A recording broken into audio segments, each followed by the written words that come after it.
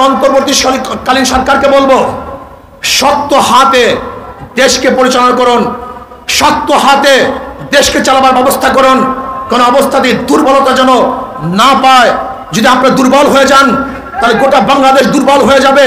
যদি আপনি দুর্বল হয়ে যান, সন্ত্রাসীরা মাথা জাগাবে এবং ডাকাত এবং গুন্ডারা আবার এই দেশ দখল করার চক্রান্ত করবে।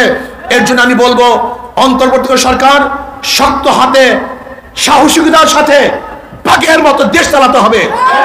কোনো অবস্থাতেই দুর্বলতা প্রকাশ হবে না।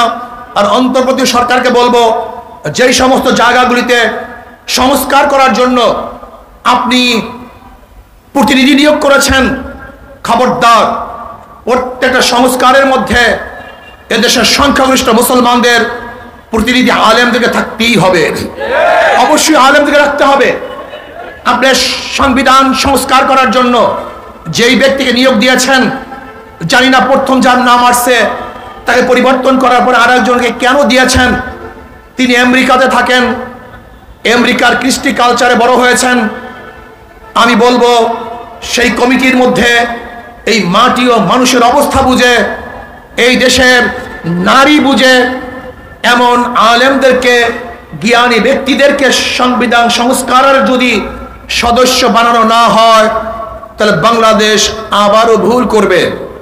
এর জন্য যত জায়গাতে সংস্কারের জন্য প্রতিনিধি নিযুক্ত করেছেন, প্রত্যেকটা কমিটির মধ্যে আলেমদেরকে থাকতে হবে যারা আল্লাহওয়ালা, খোদাবিরু, দেশপ্রেমিক, বিদেশে যাদের বিদেশের সাথে যাদের নারীর সম্পর্ক নাই, এই দেশ, এই মাটি ও মানুষের সাথে যাদের নারীর সম্পর্ক, এরকম বিজ্ঞ আলেমদের দ্বারা কমিটি করার আগ পর্যন্ত কোনো কাজই, কোনো সংস্কারই সুন্দর হবে না। আর আমরা চাই আগামী নির্বাচন পিআর সিস্টেমের সংখ্যানুপাতিক হারে নির্বাচন হবে, যেখানে মার্কায় ভোট দিবে। কিসে ভোট দিবে? মার্কায় ভোট দিবে, ব্যক্তি থাকবে না। সব জায়গায় মার্কায় ভোট দিবে। যেই মার্কায় যত পার্সেন্টেজ পাবে, ওই পার্সেন্টেজ অনুযায়ী তাদের সদস্য সংসদে যাবে। ধরে নেন হাত পাখা মার্কায় যদি 30% ভোট পায়, তাহলে 100 থেকে 30 জন সংসদ সদস্য তারা পাবে। ধরে নেন এরকম ভাবে যেই মার্কায় যত পার্সেন্টেজ ভোট পাবে, ওই মার্কার অতগুলি প্রতিনিধি পাবে। তাহলে কি হবে?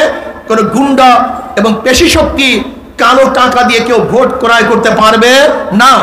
80% দুর্নীতি এমনিতেই দূর হয়ে যাবে। এবং যেই মার্কায় যত পার্সেন্টেজ ভোট পাবে, ওই দল ভালো লোকগুলি কি সংসদে পাঠাবার চেষ্টা করবে।